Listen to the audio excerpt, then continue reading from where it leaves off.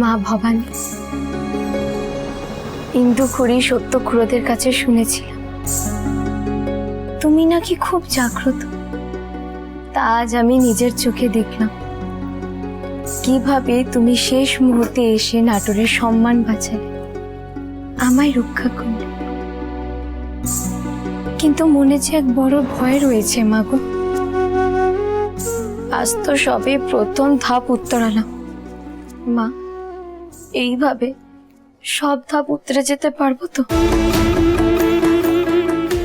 আমাকে আমার শাশুড়ি মায়ের কাছে গঞ্জনা শুনতে হবে না তো? আজ আমি দেখলাম আমার শাশুড়ি মা যে কত কঠিন মানুষ তা খুব ভালো করে টের পেয়েছি। আমি তাকে খুশি রাখতে পারবো তো মা?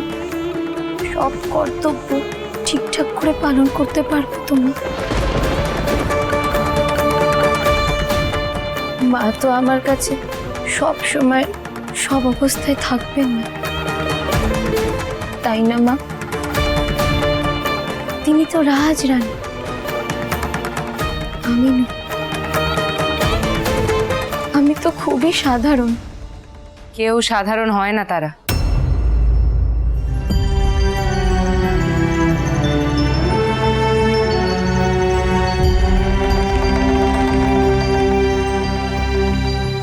নিজের মনে এবার একটু বিশ্বাস, একটু সাহস জোগাতে হবে তো তারা।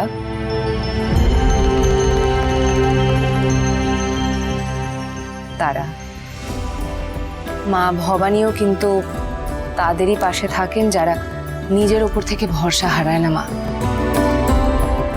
সময় এসে গেছে, নিজের জীবন থেকে শেখার সময় এসে গেছে তারা। কিন্তু আমার ভয় অন্য জায়গায়। আমি সেই সুযোগ পাবো তো? তারা আজ সব কিছু সুষ্ঠুভাবে সম্পন্ন হয়েছে, তাও তুমি এমন কথা কেন বলছো? এত ভয় কেন পাচ্ছ বলো তো আমায়? জানি না মা, তবে আমার একখানেই ভয়, তেনারা যেন আমায় আমি যেটুকু সেটুকুই যেন গ্রহণ করেন।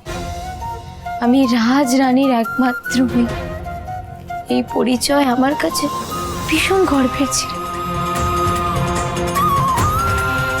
আমি